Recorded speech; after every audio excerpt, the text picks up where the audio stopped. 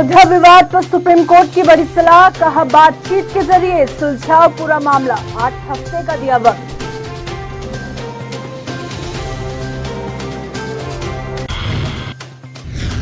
जम्मू कश्मीर के राज्यपाल सत्यपाल मलिक बोले, आतंकी गतिविधियों का समर्थन करने वाले 170 लोग गिरफ्तार, जमाते इस्लामी संगठन युवाओं को करते हैं गुमराह।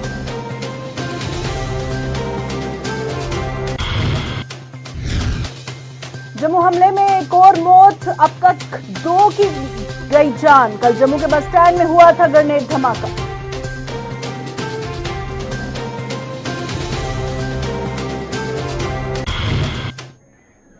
नमस्कार, गुलिस्तान न्यूज देख रहे हैं आप और मैं हूं प्रियंका गुप्ता आपके साथ। बुलेटिन की शुरुआत करेंगे आज की बड़ी खबर से। आपको बता दें कि अयोध्या भूमि विवाद में मध्यस्थता को लेकर आज सुप्रीम कोर्ट ने अहम फैसला सुनाया है।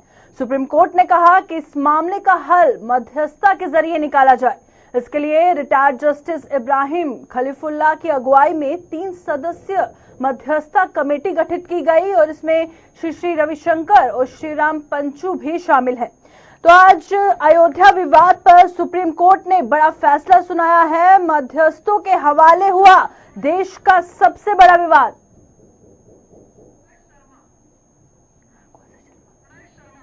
और इस पर ज्यादा जानकारी के लिए हमारे साथ जुड़ चुके हैं हमारे संवाददाता प्रणय शर्मा।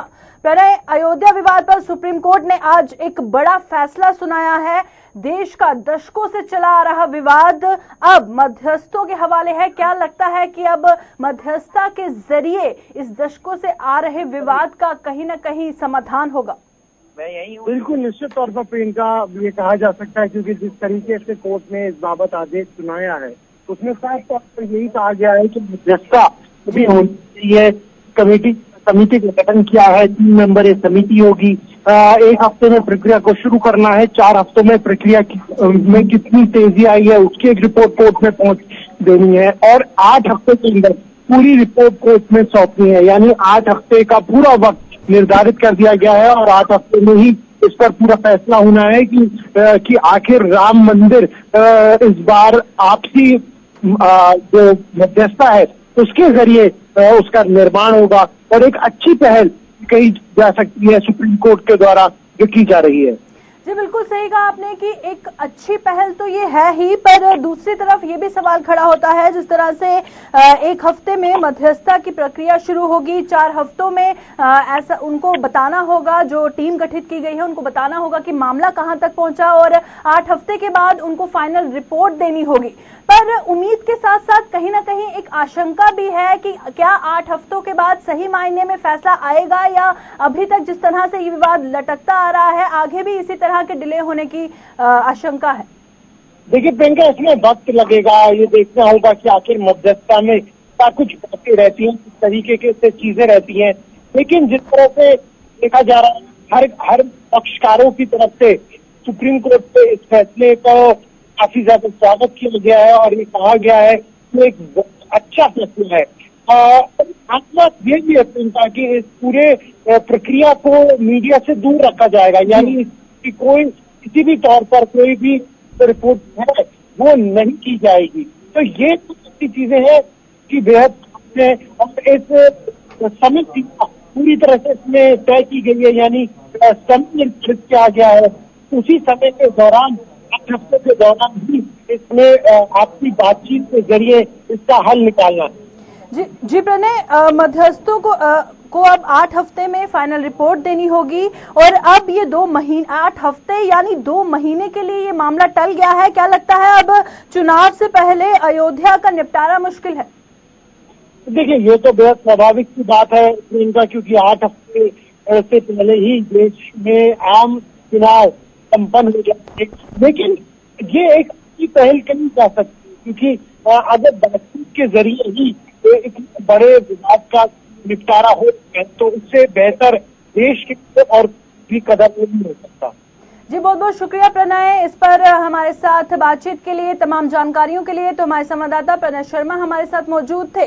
तो मैं बता रही थी कि अयोध्या विवाद पर सुप्रीम कोर्ट का आज बड़ा फैसला आया है। मध्यस्थों के हवाले देश का सबसे बड़ा विवाद आ चुका है और अब ये मध्यस्थों का जो पैनल गठित किया गया है, अब ये फैसला करेंगे, इसका समाधान निकालेंगे। और आपको बता दें कि राम मंदिर बाबरी मस्जिद विवाद पर अब होगी मध्यस्थता और सुप्रीम कोर्ट ने राम मंदिर में 3 मध्यस्थों के नाम जो है एक पैनल बनाया है। कोर्ट ने 3 मध्यस्थों का पैनल बनाया है, टीम गठित की गई है, जिसमें आर्ट ऑफ लिविंग के संस्थापक धर्मगुरु श्री श्री रविशंकर, जस्टिस इब्राहिम खलीफुल्ला और वरिष्ठ वकील श्री राम पंचू शामिल हैं, जो कि एक जाने माने वकील हैं। और वहीं एक बड़ी बात सामने आ रही है कि मध्यस्थता की नहीं होगी कोई मीडिया कवरेज। और साथ ही साथ आपको बता दें कि 1 हफ्ते में मध्यस्थता की प्रक्रिया शुरू होगी और 4 हफ्तों के बाद टीम को बताना होगा कि मामला कहां तक पहुंचा और 8 हफ्तों के बाद मध्यस्थता को फाइनल रिपोर्ट सबमिट करवानी होगी।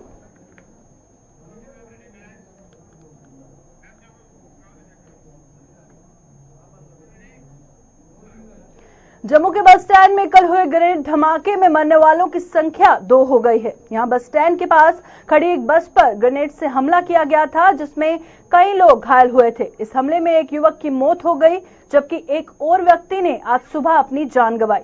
ग्रेनेड फेंकने वाले यासिर भट्ट ने इस बात को कबूल किया था कि उसने हिजबुल मुजाहिदीन के कहने पर यह किया। गौरतलब है कि ग्रेनेड हमला होने के कुछ ही घंटों के बाद जम्मू कश्मीर पुलिस ने इसके दोषी को पकड़ लिया था।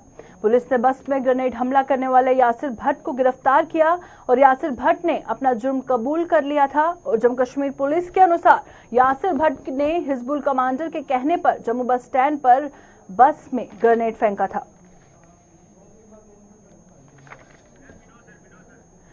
तो इस पर ज्यादा जानकारी के लिए हमारे साथ जुड़ चुके हैं जम्मू से हमारे ब्यूरो चीफ विनोद कुमार। विनोद जी, खबर सामने आ रही है जहां पर कल जम्मू बस स्टैंड के धमाके में 1 की मौत की खबर सामने आई, वहीं आज जो आंकड़ा सामने आ रहा है, बताया जा रहा है कि 2 लोगों की उसमें मौत हो गई है और जो घायलों की संख्या है वो 30 से ऊपर हो गई है। क्या कुछ जानकारी है आपके पास इस खबर को लेकर? देखिए, इस ब्लास्ट में टोटल 33 लोग 33 लोग जो है इंजर्ड हुए थे, जिसमें एक की मौत जो है कल ही हो गई थी, जो हरिद्वार से ताल्लुक रखते हैं तारिक, और एक की सुबह तड़के 3:30 बजे मौत हुई है। तो फिगर हो गई अब 31 इंजर्ड हैं और 2 की मौत होगी, ये एग्जैक्टली फिगर है जी।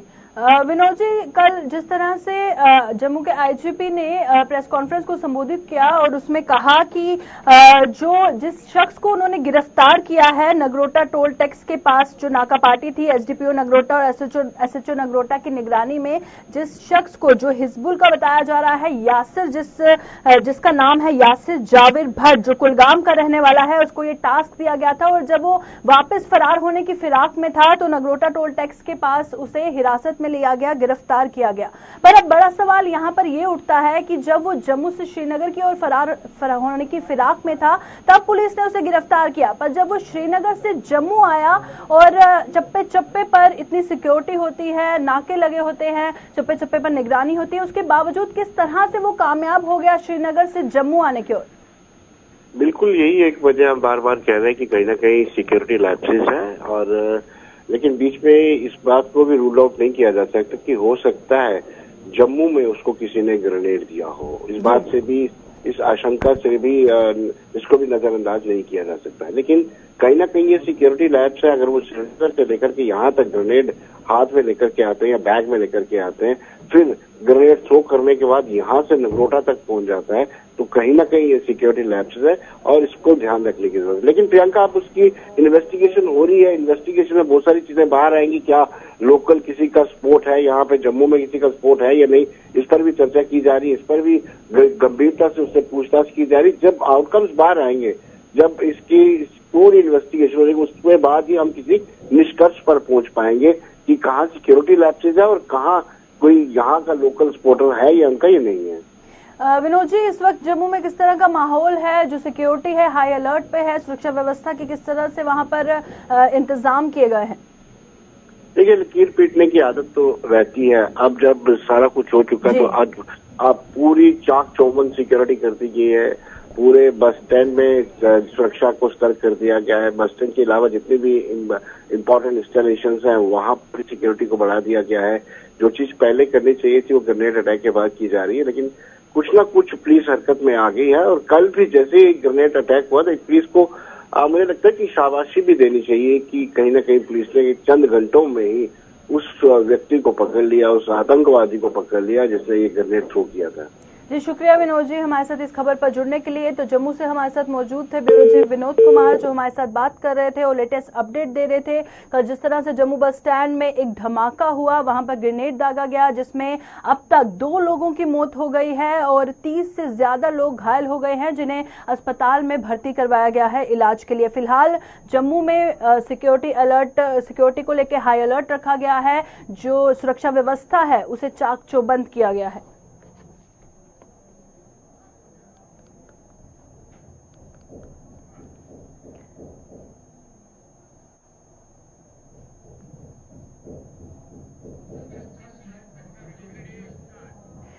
ग्रेनेड हमले पर राज्यपाल सत्यपाल मलिक का बड़ा बयान सामने आया है। उन्होंने कहा कि ग्रेनेड हमला आतंकी संगठनों की बौखलाहट में हुआ।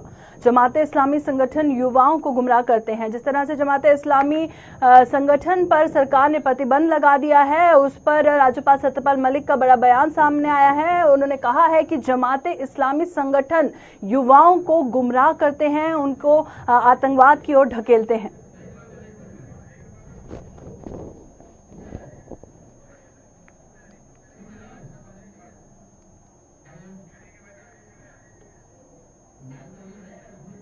में टेररिस्ट अटैक हुआ है वो बहुत ही घिनौना और कायरतापूर्ण है और हम इसको निंदा करते हैं। इनोसेंट सिविलियंस के ऊपर हमला किया गया है।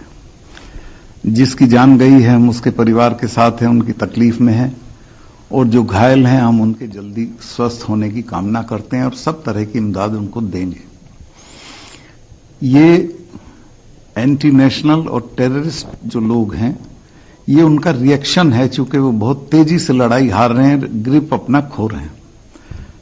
Government has come down very heavily on such elements after Pulwama, और सरकार ने तय कर लिया है कि हम इस लड़ाई को किसी भी हद तक ले जाएंगे और इसको टेररिज्म को यहां से खत्म करेंगे।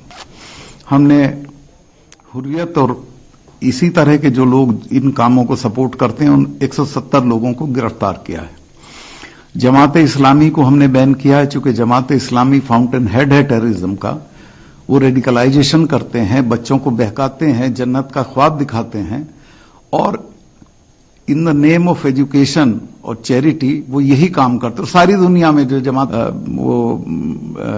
मुस्लिम ब्रदरहुड है, यही ट्रेंड है, इसी तरह से वो ये काम करते हैं। तो हम इस बहकावे में आने की जरूरत नहीं है कि ये कोई बड़ी नोबल संस्था थी, ये इसी काम में लगी हुई थी।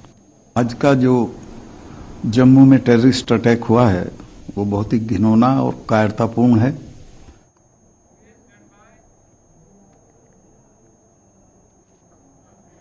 जम्मू कश्मीर लिबरेशन फ्रंट के चेयरमैन यासिन मलिक की गिरफ्तारी और जमाते इस्लामी पर कार्रवाई से पाकिस्तान के हितैषी अलगावादी तिलमिला उठे हैं।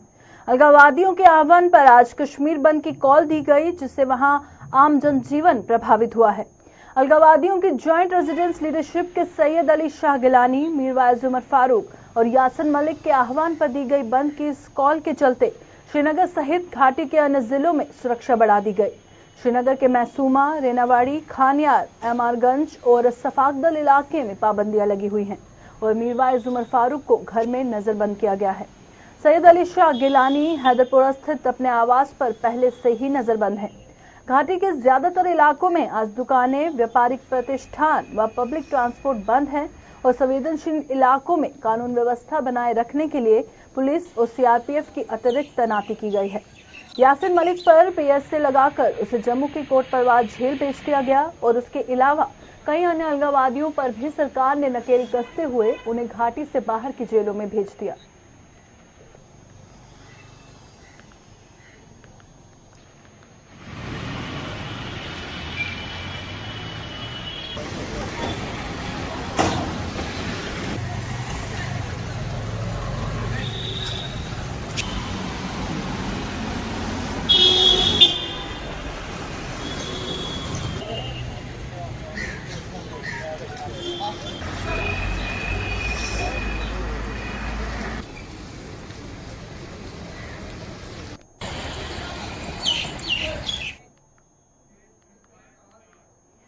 श्री अमरनाथ जी की वार्षिक यात्रा इस साल मासिक शिवरात्रि पर 1 जुलाई को शुरू होने जा रही है।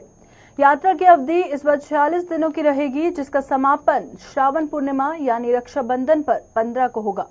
राज्यपाल व श्री अमरनाथ जी श्राइन बोर्ड के चेयरमैन सत्यपाल मलिक की अगुवाई में आज बोर्ड की 36वीं बैठक में यह निर्णय लिया गया। बैठक में यह फैसला भी लिया गया कि यात्रा के दौरान इस बार भी पहलगाम और बालटाल दोनों ही मार्गों से 7500 श्रद्धालुओं को रोजाना यात्रा के लिए रवाना किया जाएगा।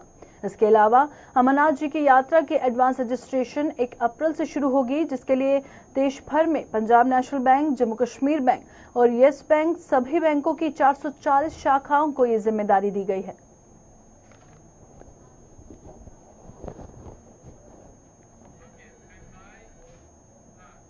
राज्य सरकार ने जमाते इस्लामी कश्मीर के मुख्यालय को भी सील कर दिया है। पुलिस ने जमाते मुख्यालय से कई दस्तावेज व कंप्यूटर भी जब्त किए। और आपको बता दें कि केंद्र सरकार ने कश्मीर में आतंकी और अलगाववादी गतिविधियों में जमात की भूमिका का संज्ञान लेने के बाद ही गत सप्ताह इस पर पाबंदी लगाई है।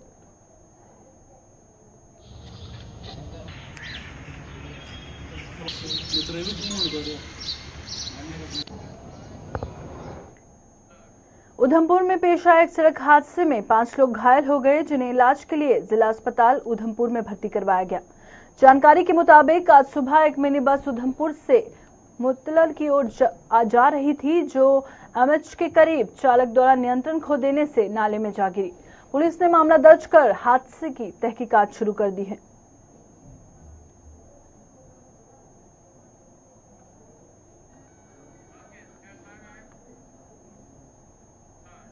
वन विभाग के नाक तले भदरवाह में अवैध रूप से हरे सोने की तस्करी का सिलसिला जारी है। भदरवाह में अवैध रूप से देवदार के पेड़ों की कटाई का सिलसिला जारी है और धड़ल्ले से इसकी बिक्री की जा रही है। पुलिस ने भदरवाह के चक्का इलाके में एक आरे पर छापा मारकर वहां अवैध रूप से रखी गई लकड़ी को जब्त किया। डीएफओ भदरवाह खालिद अमीन ने इस मामले की जांच करवाने और आरा मलिक ने के खिलाफ कड़ी कार्रवाई करने की बात कही।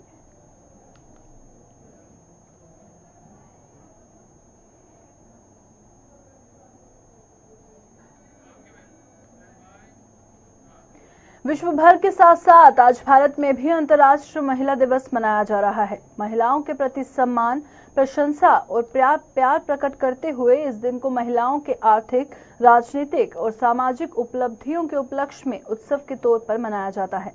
इस सिलसिले में district legal services authority Jammu द्वारा आज महिला कॉलेज गांधीनगर में एक कार्यक्रम का आयोजन किया गया, जिसमें जम्मू कश्मीर हाई कोर्ट की chief justice Geeta Mittal, district and session जज विनोद चटर्जी कोल विशेष तौर पर मौजूद थे।